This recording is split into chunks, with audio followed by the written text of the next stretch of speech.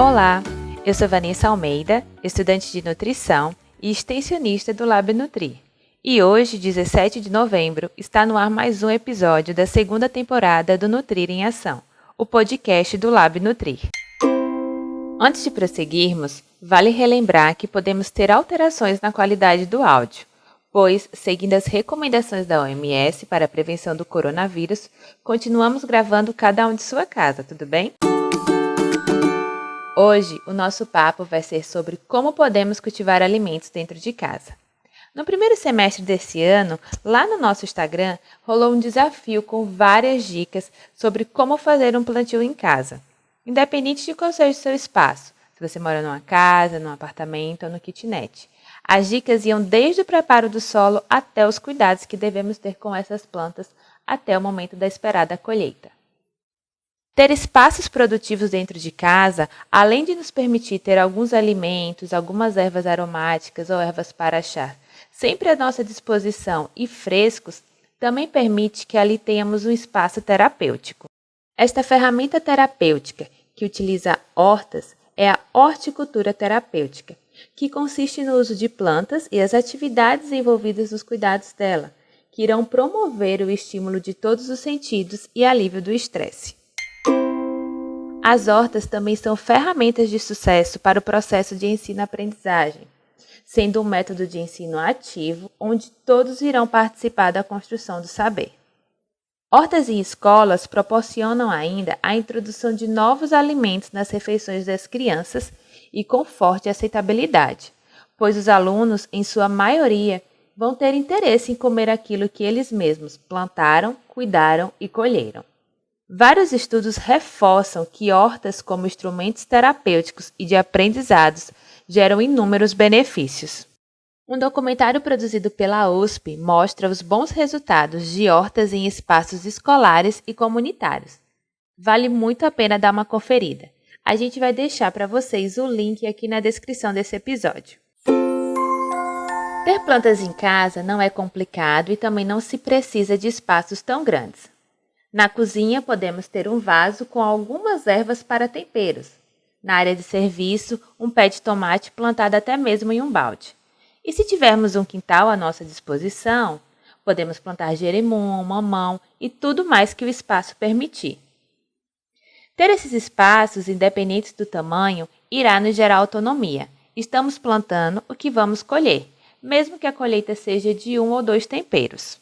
Muito do que temos em casa podemos aproveitar para fazer o plantio. Os recipientes plásticos podem se tornar vasos, embalagens de alimentos, sacos para as mudas. E as sementes dos alimentos que compramos podem e devem ser as sementes que podemos plantar, sem ter a necessidade de comprar sementes de alimentos que já temos na geladeira. As plantas que temos em casa nos permitem um olhar mais atento.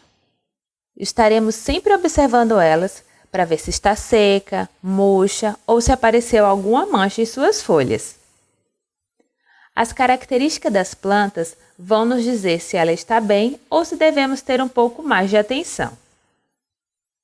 É necessário cuidado não só de água, mas também nutrição. E aí é importante que utilizemos algum adubo. Uma ótima alternativa é termos uma composteira em casa. No YouTube tem vários tutoriais ensinando a fazer uma composteira caseira com a utilização de materiais acessíveis. E também no nosso manual para implantação de hortas em escolas, disponível lá no site do Lab Nutri, tem o passo a passo. Além de água e nutrição, as plantas também precisam de luz. Por isso é importante conhecer as características das plantas que estamos cuidando, para que possamos disponibilizar a ela tudo o que for preciso para que cresça forte, saudável e nos permita uma boa colheita. Vocês devem saber que a equipe do Lab Nutri é composta por profissionais de várias áreas e cursos. E hoje, a professora doutora Adriana Almeida, que é membro do laboratório, está aqui conosco, para nos dar dicas e partilhar conhecimento. Seja muito bem-vinda, professora. Estamos muito felizes e gratos pela sua presença aqui conosco hoje. Olá a todos. Eu, antes de mais nada, gostaria de me apresentar. Eu me chamo Adriana Monteiro de Almeida. eu sou professora do Departamento de Ecologia na UFRN e eu ministro diversas disciplinas para os cursos de Ecologia e Ciências Biológicas principalmente. E além disso eu também dou uma disciplina chamada Elementos de Agroecologia, que ela é usada como optativa para diversos cursos, inclusive o curso de nutrição também. Então, mais uma vez eu agradeço ao convite e é um prazer estar aqui conversando com vocês. Professora, algumas pessoas acreditam que por morar em um espaço pequeno não vão poder cultivar, ou se cultivarem a planta não vai resistir por não ter como crescer. Com toda a sua experiência, é possível termos espaços produtivos em áreas residenciais pequenas? Sobre essa questão, a presença de vasos de verde em casa, elas geram um bem-estar, né? E é muito importante nesse período de pandemia em que as pessoas estão presas em casa sem poder sair, né?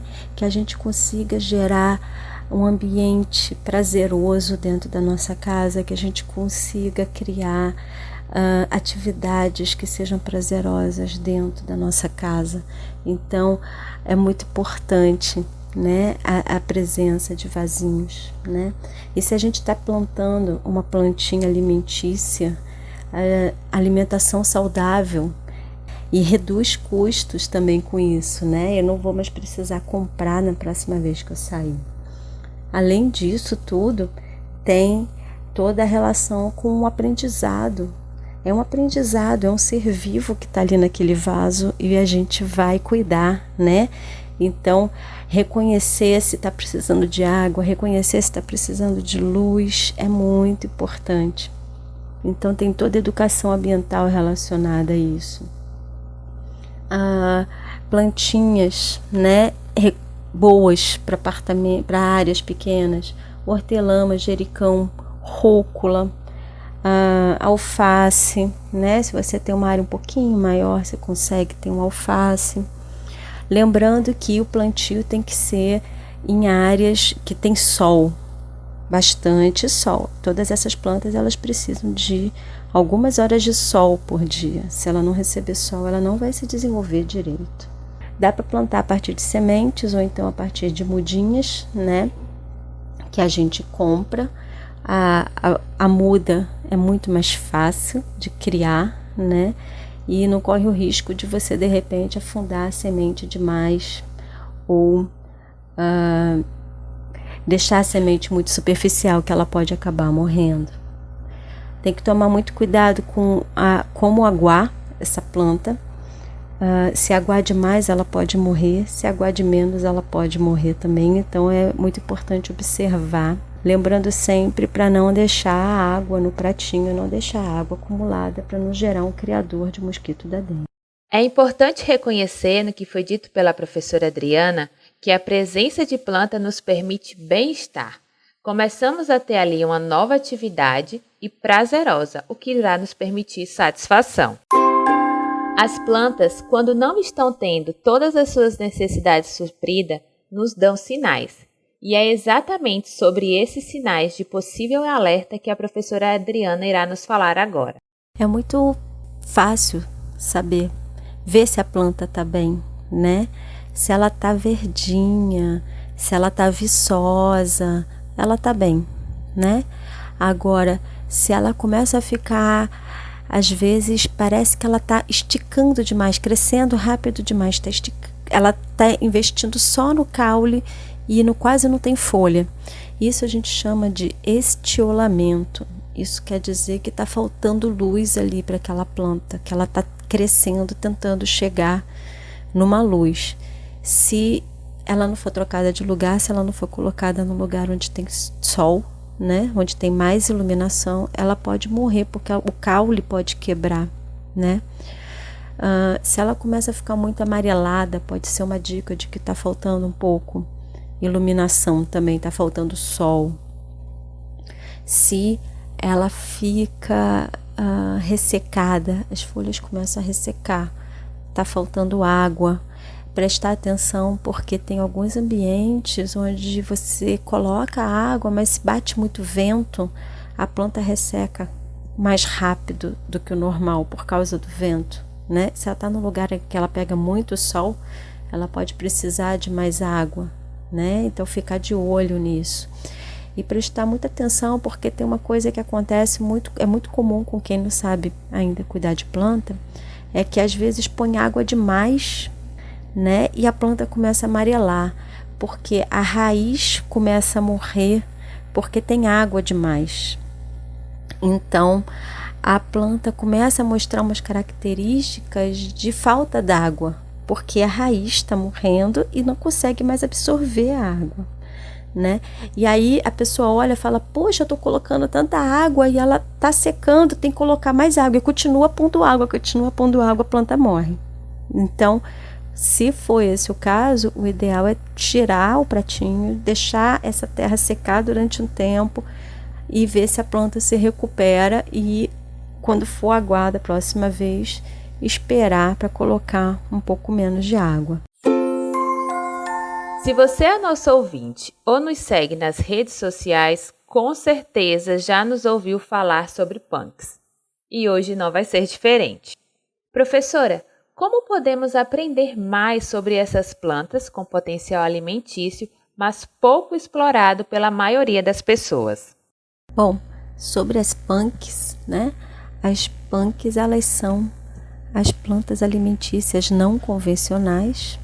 Quer dizer que elas são plantas que podem ser utilizadas como alimento, mas elas não estão normalmente nos nossos pratos e elas podem ser muitas. Então, existe uma estimativa de aproximadamente 300 mil espécies de plantas no mundo e dessas 300 mil, aproximadamente 10%, né? 30 mil espécies poderiam ser utilizadas como alimento. Essa é uma linha bem recente e muito interessante. Então, sobre isso, quem tiver interesse, tem o livro do professor Valdeli Knupp, né, junto com o professor Harry Lorenzi, que chama Plantas Alimentícias Não Convencionais, Punk no Brasil. Esse livro ele tem ilustrações, né, para ajudar na identificação visual dessas espécies.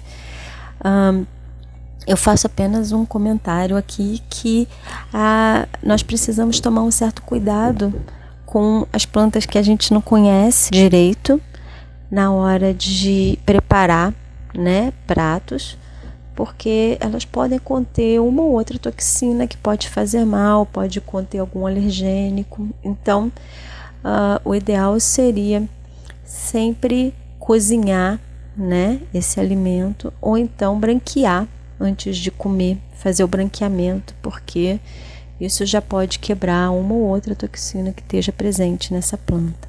Vale lembrar que no site do Lab Nutrir, lá na aba Biodiversidade, temos a lista de todas as punks que já foram trabalhadas e estudadas no laboratório, com várias informações e inclusive receitas. Atualmente, infelizmente, o Brasil é campeão no uso de agrotóxicos, chegando à nossa mesa nos alimentos. Mas o manejo agroecológico é uma excelente alternativa, que promove a harmonia. Professora, nos fale mais sobre... O manejo agroecológico ele é extremamente importante. O Brasil é o país que mais usa agrotóxicos no mundo, por metro quadrado. Então, o alimento que a gente consome, ele tem uma carga de veneno muito grande, né? Mesmo quando a gente consome um grão, um arroz, um feijão, né? Ele está vindo de uma planta que recebeu muitos agrotóxicos. Esses grãos depois recebem muito veneno para não serem contaminados, né? Então, o manejo agroecológico ele é muito importante para que a gente diminua o consumo desse monte de veneno. E primeiro ponto importante aí é que ele é muito bom para a nossa saúde. Além disso, ele é muito bom também para o ambiente, porque o manejo agroecológico ele não vai usar veneno, então ele não tem contaminação do solo, ele não tem contaminação da água, não tem contaminação do ar, né, na aplicação desse monte de insumos, né, que são usados na agricultura. Além disso, como é que funciona então? Né? O manejo agroecológico ele vai tentar manipular o teu ambiente agrícola com interações ecológicas. Então, se começa a aparecer um inseto que está começando a gerar algum problema no meu plantio, está começando a comer muita folha, está estragando o meu plantio, o manejo agroecológico vai buscar quem é o inimigo natural desse inseto. Quem é que come ele, né? Como é que a gente consegue atrair esse inimigo natural para esse ambiente, para que eu não tenha que jogar veneno no meu plantio? Então, o manejo agroecológico ele vai tentar, através da biodiversidade, através da diversidade de espécies, controlar, reduzir minimamente, né, o impacto na agricultura. Uma alternativa para fugir dos alimentos com uso de agrotóxicos é comprar nas feiras de pequenos produtores, que além de terem alimentos agroecológicos, permitem impulsionamento da economia local e fortalecimento da cultura alimentar regional. Também no nosso site, na aba Mapeamento, temos um mapa de hortas e feiras comunitárias. Vale a pena ir lá conferir e verificar as hortas e feiras na sua cidade. Professora Adriana, mais uma vez, muito obrigada por participar deste episódio, com suas dicas sempre tão práticas e claras, nos permitindo sempre novos conhecimentos. E por hoje vamos ficando por aqui. Esperamos que você se sinta motivado a começar pequenos plantios na sua casa. Lá no nosso Instagram tem várias dicas do desafio Minha Horta em Casa. Gostaria de agradecer a você pela sua companhia e lembrando que dúvidas e sugestões estamos à disposição.